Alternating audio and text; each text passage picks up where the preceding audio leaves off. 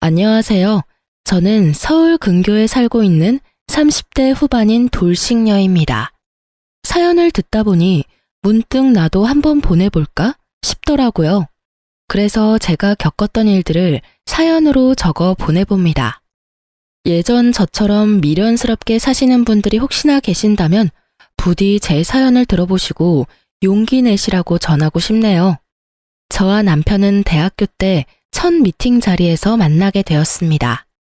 때묻지 않은 그 사람의 모습이 좋아 만나기 시작했고, 연애를 시작하고 얼마 되지 않아 저는 대학교 휴학을 하고 그 등록금으로 의류 사업에 뛰어들었습니다.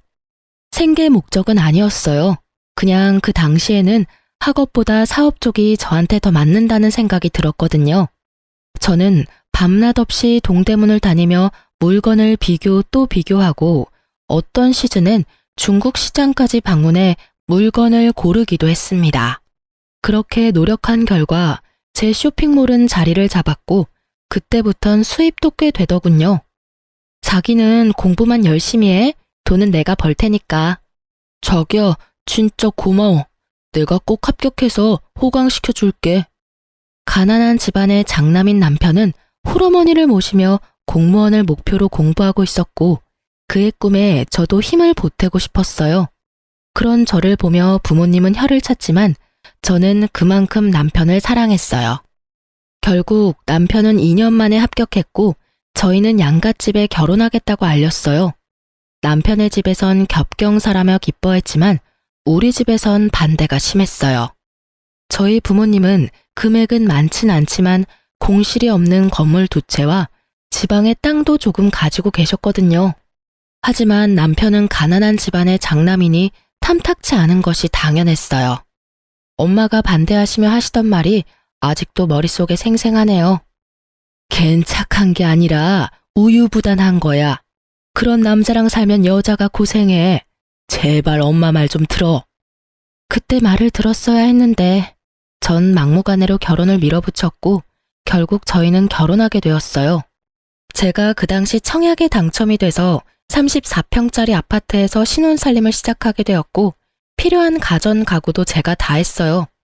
남편이 취업을 갓 했으니 능력이 되는 내가 하는 것이 당연하다 생각하면서 준비했어요.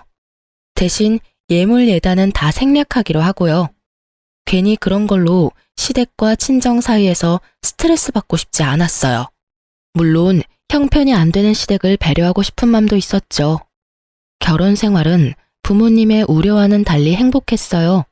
결혼 생활에 집중하기 위해 사업도 잠시 접은 저는 칼퇴근을 하고 돌아오는 남편을 위해 저녁을 준비하고 그런 대접을 받은 남편은 저에게 항상 이런 말을 해줬어요. 내가 전생에 나라를 구했나 보다. 우리 여보 같은 여자가 나랑 살아주고 말이야. 알면 잘해. 아니다. 앞으로도 지금처럼만 해. 알겠지? 그럼. 앞으로도 충성을 다하겠습니다. 충성! 이렇게 저희는 1년하고 6개월 행복했습니다. 문제는 엉뚱한 곳에서 생겼어요. 신랑의 남동생, 그러니까 시동생이 결혼하고 난 뒤부터 저희는 틀어지기 시작했어요. 안정된 삶을 위해서 공부를 했던 남편과는 달리 시동생은 이 일 저 일 가리지 않고 닥치는 대로 일만 해서 가게를 차렸어요. 장사가 꽤 되는지 장가 갈 때 집을 시동생이 스스로 장만해서 갔다고 하더라고요. 물론 시댁 도움은 없었고요. 시동생이 능력이 되니 동서도 시집 올 때 다 갖춰서 왔어요. 어머님께 코트, 가방, 심지어 집에 소파까지 바꿔드렸다고 하더라고요. 이때부터 시어머니의 비교와 홀대가 시작됐어요. 아가, 내가 아들이 2명이나 있는데 이런 대접은 또 처음 받아보는구나. 정말 고맙다, 아가. 아니에요, 어머니. 당연히 해드려야죠. 아이고, 마음씨도 고운 것. 우리 집에 복덩이가 들어왔어, 복덩이가. 아유, 어머님, 그만하세요. 형님 섭섭하시겠어요. 섭섭하기는 첫째야. 섭섭하니? 아니에요. 어머님, 섭섭하기는요. 뻔히 제가 있는 자리에서 몇 번이고 이런 얘기를 주고받는데 바보가 아닌 이상 알죠. 왜 모르겠어요? 아, 나는 미운털이 제대로 박혔구나. 양가 집안 합의로 예물 예단도 생략했던 건데 그건 까맣게 잊으신 듯 보였어요. 점점 비교와 홀대가 심해졌지만 크게 신경 쓰지 않았어요.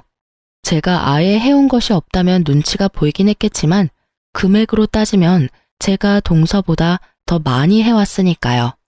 그저 따지고 들기 싫어서 조용히 있었어요. 전 당당했고 참을만 했으니까요. 하지만 점점 참을 수 없는 일이 벌어지더군요. 예, 둘째네 오늘 병원 다녀왔는데 아들이란다. 이게 무슨 겹경사니? 정말 복덩이도 그런 복덩이가 없어. 어머, 너무 축하할 일이네요. 시어머니의 전화를 받은 저는 온몸에 소름이 돋으며 큰일이다 싶더군요. 앞으론 애 문제로 날 볶아대겠구나 싶어서요. 아니나 다를까 심할 때는 하루에도 몇 번씩 시어머니에게서 전화가 왔어요. 너흰 아직 소식 없니? 네, 어머니, 아직이요. 곧 생기겠죠. 곧이 언제니 대체? 너희 결혼한 지 이제 2년째다. 둘째네는 떡하니 아들까지 가졌는데 명색에 장남은 소식도 없으니 너희 노력은 하고 있는 거 맞니? 혹시 각방 쓰고 그런 거 아니지? 너희 혹시 피임하니? 처음에는 조심스럽게 물으시던 소식도 시간이 지날수록 점점 선을 넘으시더군요. 부부관계에 시어머니가 간섭하기 시작했고 심지어는 제 월경 날짜를 물으시곤 합방 날짜까지 정해주시더군요. 전 참다 못해 합방 날짜가 적힌 문자를 남편에게 보여주었죠. 여보, 이거 좀 봐봐. 이게 뭔데? 무슨 날이야? 어머님이 우리 합방하라고 정해주신 날짜야. 어떻게 생각해? 뭐? 우리 엄마가? 왜 그랬지? 나한테 생리 언제 하냐고 물으시더니 이렇게 문자 보내셨어. 우리 엄마가 급하긴 급한가 보네. 웃음이 나와 지금? 나는 하루에도 몇 번씩 임신 독촉 전화 때문에 스트레스 받아서 잠도 못 자는데. 미안해. 근데 좋은 게 좋은 거라고 여보가 좋게 생각해주면 안 될까? 내가 당신 그렇게 말할 줄 알아서 참고 참다가 하는 얘기야. 어머님 나한테 임신 문제로 전화하기 시작한 게 벌써 한 달이 넘었어. 정도껏 하셔야 나도 참지. 이건 해도 너무하시잖아. 내가 보기엔 걱정이 돼서 이러는 것 같은데 당신이 너무 예민하게 받아들이는 것 같아. 흥분을 조금만 가라앉히고 좋은 게 좋은 거라고 좋게 생각해보자. 응? 그놈의 좋은 게 좋은 거라고는 무슨. 지금 생각해보면 이때 그만뒀어야 했는데 그 빌어먹을 사랑이 뭔지 남편의 그 우유부단하고 흐린 판단력도 사람이 너무 착해서 상황을 너무 좋게만 생각하려고 한다 싶더라고요. 평소라면 그냥 넘어갔겠지만 다른 것도 아니고 임신 문제이기에 더 확고하게 제 생각을 말해야겠다고 생각했어요. 시어머니가 선을 넘기도 하셨고요. 예민? 내가 예민해? 입장 바꿔서 생각해봐. 우리 아빠가 당신한테 하루가 멀다 하고 전화해서 임신은 아직인지 같은 방은 쓰는지 서로 언제 잤는지 그런 걸 물어본다고 생각해봐. 심한 날엔 아침, 점심, 저녁 끼니 때마다 연락 오셔. 그런 날엔 나 밥도 제대로 못 먹어. 이래도 내가 예민하다고 생각해? 여보, 그리고 나라고 아기 가지기 싫은 줄 알아? 나도 아기 가지고 싶어. 남편을 잡고 얼마나 울었는지 몰라요. 그간의 서러움이 한 번에 밀려오면서 진짜 어린아이처럼 울었어요. 난 엄마가 당신한테 이렇게까지 하는 줄 꿈에도 몰랐어. 미안해. 내가 더 신경 썼어야 했는데 내가 어떻게 할까? 어떻게 하면 될까? 아, 당신이 말했던 병원이라도 갈까? 가자. 그까지 검사 받는 거 뭐가 대수라고. 내일 연차 쓸 테니까 당장 가보자. 정말? 당신 싫다고 했잖아. 당신이 이렇게 오는데 내가 싫은 게 대수야? 가보자. 가면 되지. 그리고 엄마한테도 내가 당장 전화할게. 그냥 하는 말이 아니었어요. 제가 보는 앞에서 시어머니께 전화를 걸더니 내일 병원 가기로 했으니 앞으로 임신 문제로 연락하지 말아달라고 아주 단호하게 말하고 전화를 끊어버리더라고요. 전 평소와 달리 확실히 내 편을 들어주는 남편의 모습에 화가 좀 풀렸어요. 그렇게 다음날 병원에 가서 검사를 받았어요. 아무래도 자연 임신을 기대하기가 좀 힘드실 것 같습니다. 생각지도 못한 결과에 저는 충격을 받았지만 저보다 더 큰 충격을 받아 금방이라도 울 것 같은 표정의 남편을 보니 어떤 말도 나오지 않더라고요. 집으로 어떻게 돌아왔는지 기억도 나지 않았어요. 그냥 정신을 차려보니 거실 바닥에 우리 두 사람이 꼭 안고 울고 있었어요. 여보, 괜찮아. 부모님께는 죄송하지만 우리 둘이 행복하게 잘 살자. 요새는 일부러도 안 낳는다잖아. 그렇게 좋게 생각하자. 그렇게 말해줘서 고마워, 여보. 다시 한번 느끼지만 당신 참 멋지고 좋은 여자야. 아니야. 당신이 멋지고 좋은 사람이니까 나도 그렇게 닮아가는 거야. 우리 행복하게 잘 살자. 그렇게 저흰 부모님께는 비밀로 하고 우리만의 행복을 위해 잘 살자고 서로를 위로했습니다. 남편의 전화 때문인지 시어머니에게서 더 이상 전화도 오지 않고 나름 평화로운 날을 보내고 있었어요. 며칠째 기운 없는 남편을 위해 선물이나 사줄까 하는 생각에 휴대폰으로 검색을 하고 있었죠. 그때 시어머니께 문자가 왔어요. 아가, 내가 급해서 그러는데 1,000만 원만 좀 빌릴 수 있을까? 너무 급해서 그래. 순간 멍하더라고요.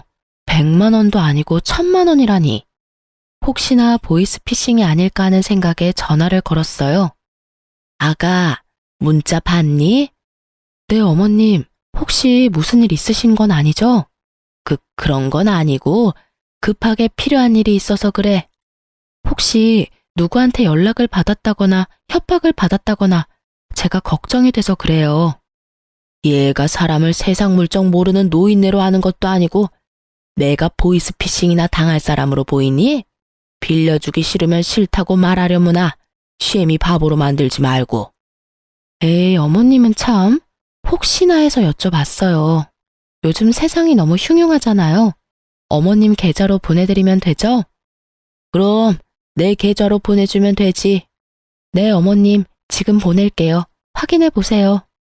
금액이 너무 커서 부담스럽긴 했지만 며칠 전 적금 탄 것도 있고 해서 빌려드렸어요. 임신 문제도 좀 걸리기도 했고요. 고맙다는 말 한마디 듣지 못했지만 많이 급하셔서 인사도 잊으셨나 보다 했어요. 물론 남편에게도 따로 말을 하지 않았어요. 굳이 숨길 일도 아니지만 그렇다고 먼저 말을 꺼내기도 좀 그랬어요. 괜히 생색내는 것처럼 들릴까 봐서요. 그러던 어느 날 시어머니가 오랜만에 연락을 주셨더라고요. 저는 벌써 돈이 생기셨나? 의아했어요. 네, 어머님. 예, 둘째가 글쎄 입덧이 심해서 아무것도 못 먹고 있다지 뭐야. 그래서 말인데 너 장 좀 봐서 둘째 내로 좀 와. 와서 나랑 같이 음식 좀 하자. 온 김에 오랜만에 얼굴도 보고 밥도 같이 먹고 얼마나 좋아? 둘째네 어딘지 알지? 그럼 바로 장 봐서 오려무나. 어머님? 어머님! 전 그렇게 끊어진 전화를 보며 황당함에 웃음이 나더군요. 빌려드린 돈 얘기는커녕 장을 봐서 오라니. 저를 파출부라고 여기는 기분이 들었어요. 이런 걸 보고 일종의 가스라이팅이라고 할까요? 워낙 좋은 게 좋은 거라는 남편의 말을 듣고 살다 보니 어느새 저도 그렇게 살고 있더라고요. 호구되는 줄도 모르고요. 어쨌든 저는 출산 경험이 있는 친구들에게 전화를 돌려 입덧에 좋은 음식을 묻고 물어 되는 대로 다 사들고 동서내로 갔습니다. 낑낑대며 양손 가득 자신이 먹을 먹거리를 사들고 온 저를 보고 동서는 달려와서 돕기는커녕 소파에 떡하니 앉아 고개만 까딱거리며 인사를 하더군요. 형님, 오셨어요? 어머님은? 화장실 가셨어요.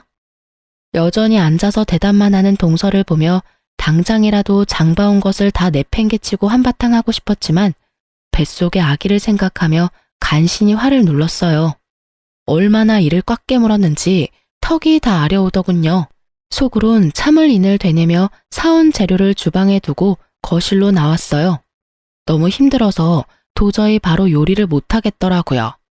거실로 나오니 아기 용품이 꽤 보였어요. 아기자기한 것이 저도 모르게 시선이 가더라고요. 아기 용품을 보고 있는데 못 보던 가방이 보였어요. 그냥 딱 보아도 구입한 지 얼마 되지 않은 에르땡땡 가방.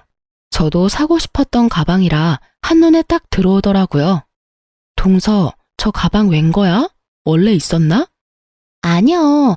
어머님이 얼마 전에 출산 선물이라고 미리 사주셨어요. 예쁘죠? 뭐? 어머님이? 네. 출산 선물로 뭐 갖고 싶냐고 물으시길래 그냥 가방이라고 했을 뿐인데 이렇게 비싼 가방을 사오셨더라고요. 어머님 진짜 대단하시지 않아요? 이렇게 비싼 가방까지 기대한 건 아니었는데. 그러니까 형님도 얼른 아들 하나 낳아요. 장손 출산 선물은 얼마나 대단하겠어요? 저는 아무 말도 들리지 않았습니다. 오로지 가방만 눈에 보이더군요. 아니, 정확히는 제가 빌려드린 1,000만 원과 그 가방이 겹쳐 보이더군요. 그렇습니다. 어머님이 저에게 급히 빌려간 1,000만 원은 알고 보니 동서 가방을 사는데 쓰였더군요. 시댁엔 저만한 가방을 사줄 만한 돈이 절대 없다는 걸 알기에 더 생각해 볼 필요도 없이 제 돈이었어요. 화가 머리끝까지 차올랐지만 정신줄을 꽉 잡고 있었어요. 여기서 이성의 끈을 놔봤자 저한테 득될 것이 없었으니까요. 심호흡을 하며 최대한 이성적으로 생각하려고 노력하고 있을 때 화장실에서 시어머니가 나오더군요. 그러면서 한 손에 들고 있던 걸레를 저에게로 던지더니 이렇게 말하는 겁니다. 예, 음식하기 전에 청소부터 좀 해라. 임산부 있는 집에 먼지가 너무 많아. 네? 전 제가 들은 말이 맞는 것인지 제 귀를 의심했습니다. 시댁 청소를 하라고 해도 불만이 터져나올 것 같은데 하물며 손아래 동서 집을 청소하라니요. 청소 좀 하라고. 청소 모르니? 우선 거실부터 청소기 좀 밀고 걸레로 좀 닦아라. 그리고 밥 먹고 나면 안방도 좀 치우고, 아, 창틀도 더럽더라. 거기도 좀 닦고. 요새 미세먼지 때문에 난리야, 난리. 아, 청소기는 작은 방에 있더라. 그거 쓰면 된단다. 언제까지 그러고 있을 거니? 빨리 청소기부터 가져와. 제가 왜요? 제가 너무 황당해서 왜냐고 되물으니 시어머니는 동서 옆에 딱 붙어 앉아 동서 배를 만지며 대답했어요. 그럼 입덧 때문에 밥도 못 먹은 얘가 하리, 다 늙은 내가 하리. 여기 너밖에 더 있니? 좋은 게 좋은 거라고 가족끼리 돕고 살아야지. 아까부터 뭐하고 서 있니? 얼른 하고 저녁도 차려야지. 말도 안 되는 말을 말이라고 하고 있는 시어머니나 이런 말도 안 되는 상황에도 자신은 아무것도 모른다는 듯 불뚝 나온 배를 만지는 동서나 어이없기는 매한가지였어요. 시어머니의 닥달에도 제가 움직이지 않고 가만히 있자 언성을 더 높이며 말하더군요. 그러게 진작 아들 하나 낳았으면 이런 일은 없었지. 어디서 저런 모질한 게 우리 집에 들어와서 집안 대를 끊어놓고 있어? 애를 못 낳으면 이런 일이라도 해야지. 지금에야 하는 말이지만 네가 우리 집에 시집와서 한 게 뭐가 있니? 그 말을 듣는데 순간 정신이 번쩍 들더라고요. 저는 바로 휴대폰을 꺼내 남편에게 전화를 걸었습니다. 지난번과 같이 나는 정말 몰랐어 라는 변명의 기회 따위 주지 않기 위해서요. 여보세요? 여보, 당신 혹시 내가 어머님께 1,000만 원 빌려드린 거 알아? 그거, 응, 알고 있어. 그렇지 않아도 내가 고맙다고 말하려 했는데. 아, 알고 있었어? 그럼 그 1,000만 원이 어디에 쓰인지는 알고? 그거 재수씨 선물 사준다고 하시던데. 당신도 알고 있었어? 그럼 지금 내가 어디 있는지는 알아? 당신 지금 재수씨하고 엄마하고 같이 있는 거 아니야? 엄마가 나도 그리로 오라 그래서 지금 가는 중인데 거의 다 와가. 그럼 내가 여기 파출부짓거리나 하려고 끌려온 것도 알고 있겠네? 파출부짓이라니. 남의 집 와서 청소하고 음식하면 파출부지. 다르게 표현할 말이 있어? 있으면 말해보던가. 남이 아니라 가족이잖아. 가족끼리 서로서로 돕고 살아야지. 서로서로 돕는 게 아니라 나만 도우니까 이 사달이 나는 거야. 아직도 모르겠어? 여보, 말이 좀 심하다. 내 말은 심하고 지금 내가 처한 상황은 안 심하니? 일단 끊어. 와서 얘기해. 전화를 끊고 나니 더 화가 나더라고요. 이런 것도 남편이라고. 내 커리어는 다 접어두고 그야말로 헌신적으로 내조만 하며 살았는데 돌아오는 것은 이따위 취급이라니. 그야말로 온갖 정이 뚝 떨어지더라고요. 이 사태를 어떻게 해야 이 화가 풀릴까? 머릿속으로 5만 가지 생각이 오가는 그 순간 동서가 한마디 하더군요. 형님, 지금 어머님 앞에서 무슨 짓이에요? 짓? 저는 그야말로 이성의 끈이 끊기는 소리가 들리며 오히려 정신이 맑아졌어요. 전 바로 제 발밑에 던져진 걸레를 집어들고 동서의 얼굴로 냅다 던져버렸습니다. 야, 너 임신한 게 유세냐? 입덧해서 밥 못 먹고 청소를 못하면 친정엄마를 부르던지. 그것도 안 되면 돈 주고 사람을 부르면 될 일이지 어디 사람을 오라가라 해? 저의 말과 행동에 적잖게 놀란 동서는 걸레가 닿았던 얼굴을 닦아내며 저를 노려볼 뿐 아무 말도 못하고 있었고 시어머니는 벌떡 일어나 막말을 하기 시작하더라고요. 시집 올 때 몸뚱이 하나 가지고 와서 내 아들이 벌어다주는 돈이나 펑펑 쓰면서 놀고 먹는 그런 주제에 어디서 니까짓 게 큰 소리야? 전 치사하고 더러워서 끝까지 하고 싶지 않았던 말을 하기로 했습니다. 어쩌겠어요. 새까맣게 잊으신 것 같으니 제가 다시 일깨워 줄 수밖에요. 어머님, 제가 진짜 치사해서 이런 말 안 하려고 했는데 기억 안 나시는 것 같으니까 말씀드릴게요. 그래, 무슨 말인지 어디 한번 말이나 드러나 보자. 저 시집 올 때 몸뚱이만 가지고 오지 않았고요. 집, 가전, 가구, 심지어 지금 어머님 아들이 타고 다니는 그 차까지 제가 다 해서 왔고 다 제 명이에요. 거기에 어머님 아들 돈은 단 1원도 안 들어갔어요. 제가 예단으로 들고 온 것만 해도 억 단위인데 전 예물은커녕 봉투 하나 구경하지도 못했네요. 그리고 어머님 아들 월급으론 저 펑펑 쓰고 놀지도 못해요. 전 제가 모아뒀던 돈이랑 투자했던 돈으로 놀아요, 어머님. 그리고 그 돈으로 어머님께 1,000만 원 빌려드린 거고요. 그런데 그 돈으로 어머님은 동서 가방을 사주셨네요. 제 말에 동서는 몰랐던 사실을 알았다는 듯 놀란 눈으로 시어머니와 저를 번갈아가며 보더라고요. 그랬겠죠. 시동생이 가난한 자신의 집안 상황을 제대로 설명했을 리도 없겠죠. 지금 시부모가 살고 있는 집이 겉에서 보기엔 그럴듯했지만 사실 그 집은 자가가 아닌 전세인데다가 그 전세금도 월세로 사는 부모님을 두고 자신들만 좋은 집에 살 수 없었던 남편과 시동생이 마련해 줬던 거니까요. 속 시원하게 내뱉긴 했는데 순간적으로 아, 내가 너무 심했나? 싶더군요.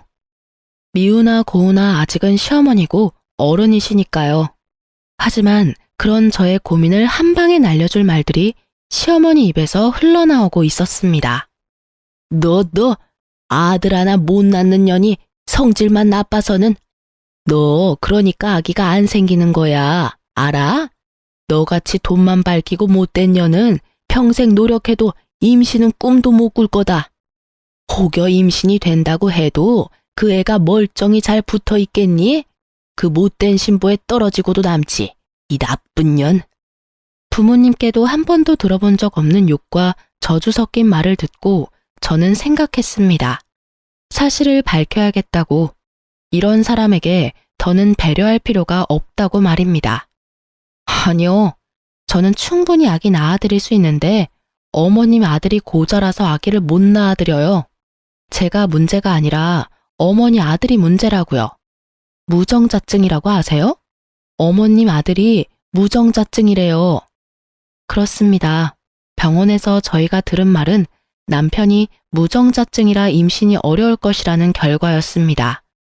저는 남편을 너무 사랑했기에 모든 것을 그냥 받아들였습니다.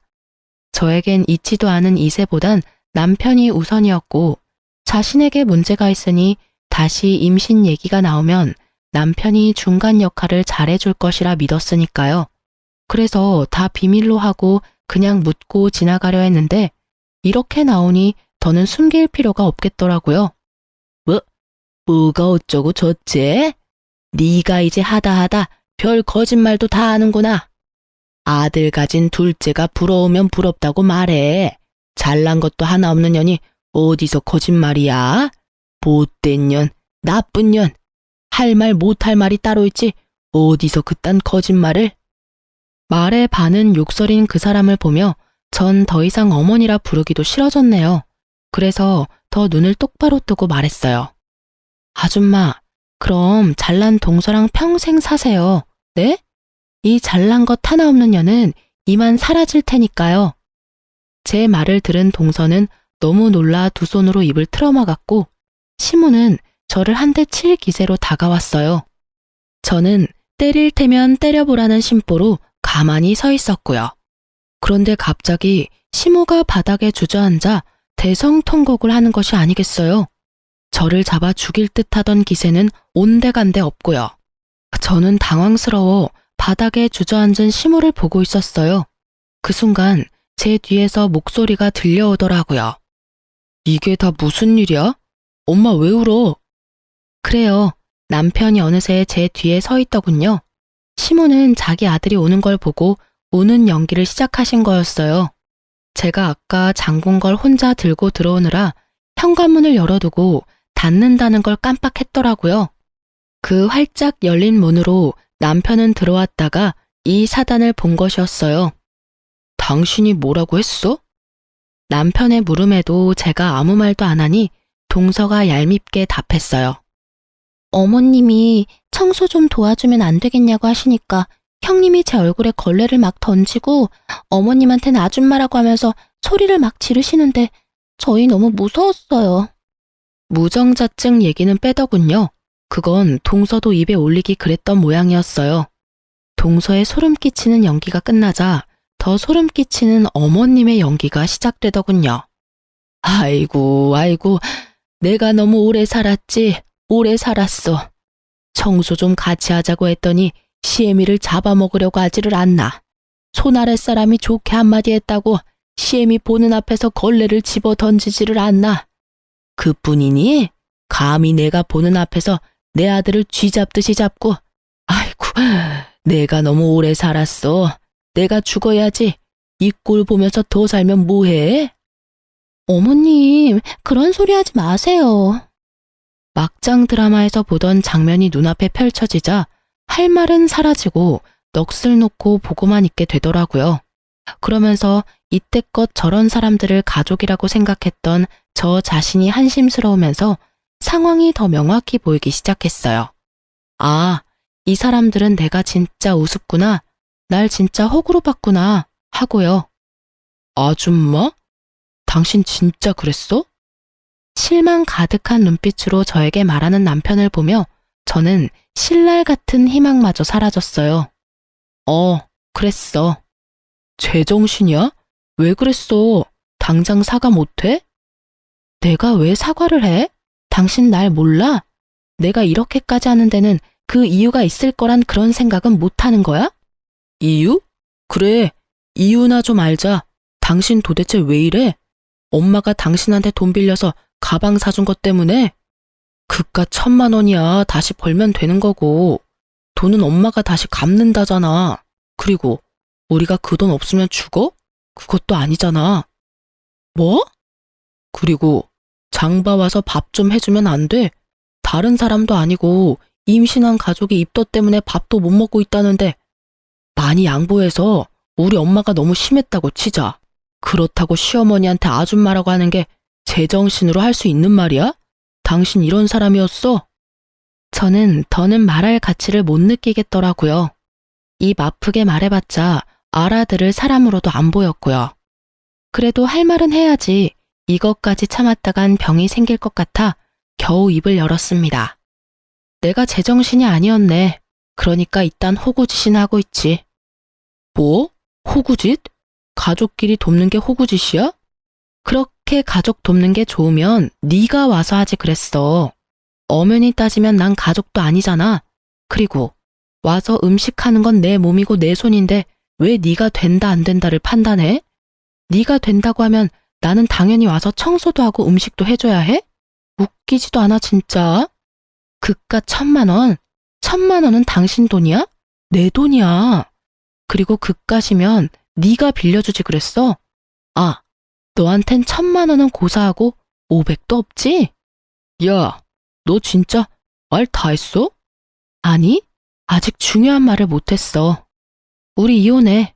난 더는 이런 취급받으면서 너랑 살 생각 없어.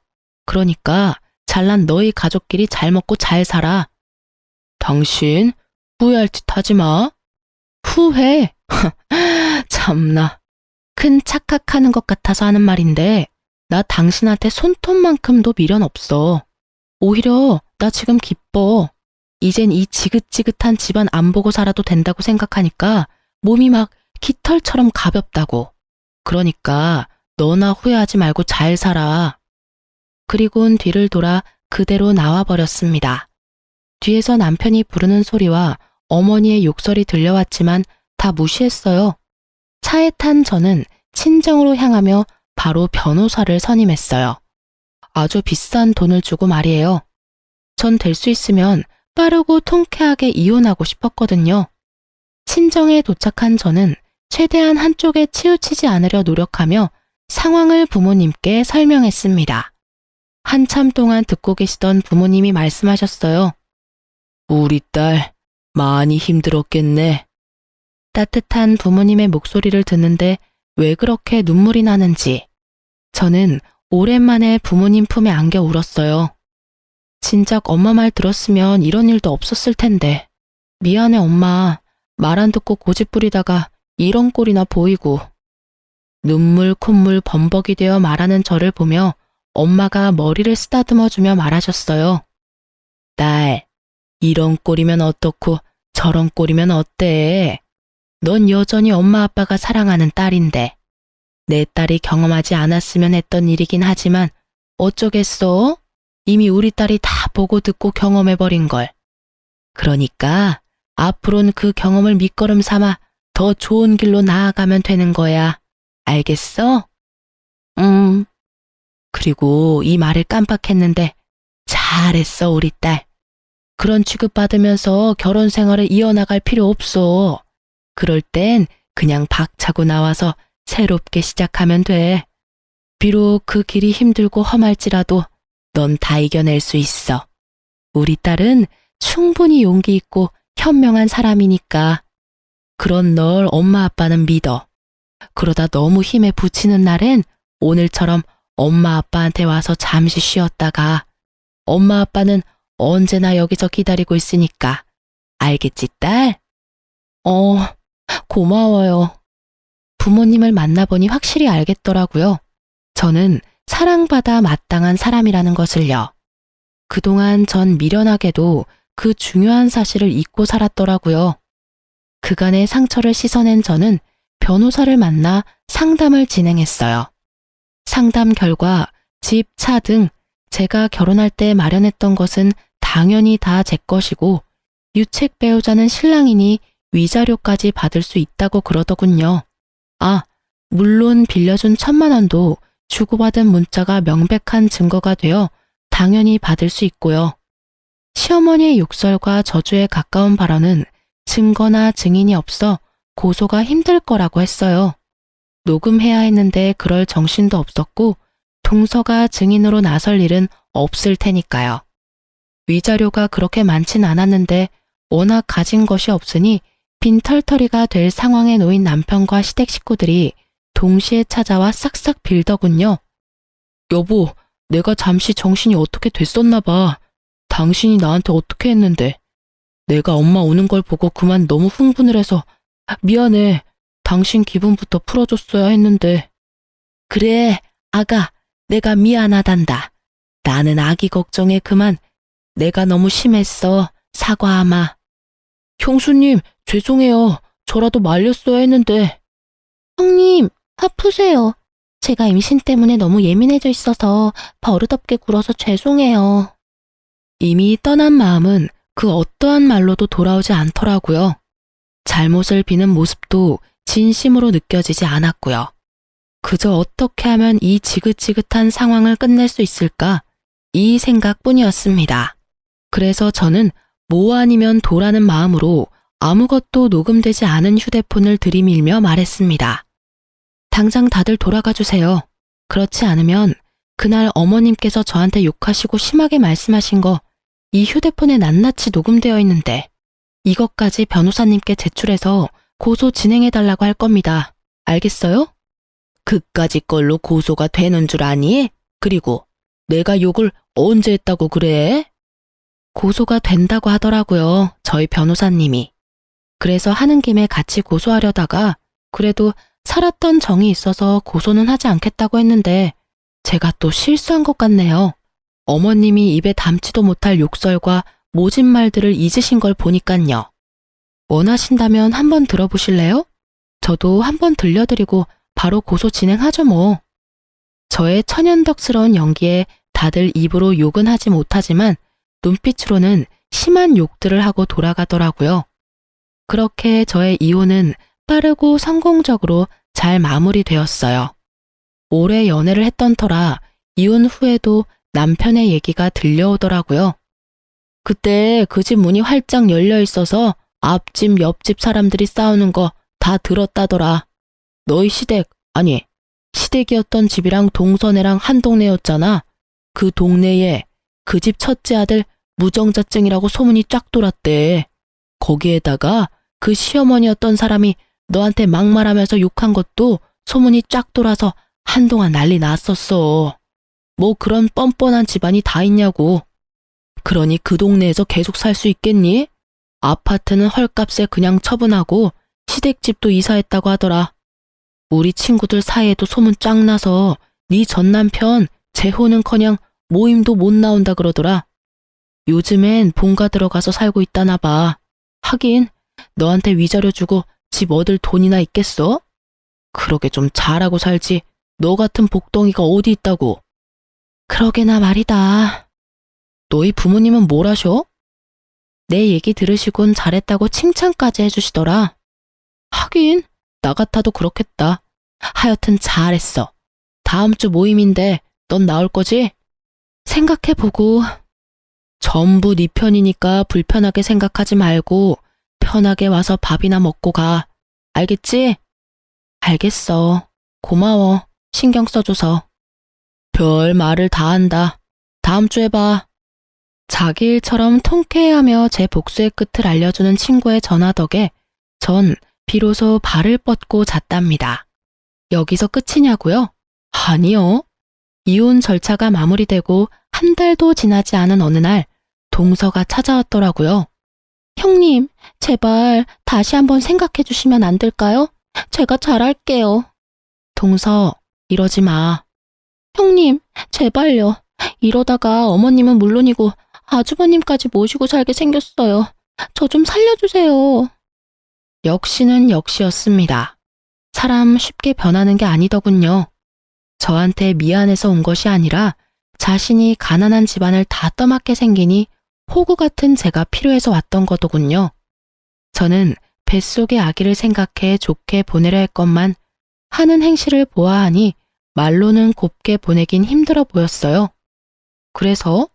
그래서 나보고 다시 그 집구석으로 들어가서 또 그렇게 호구 잡히고 살라는 말이야?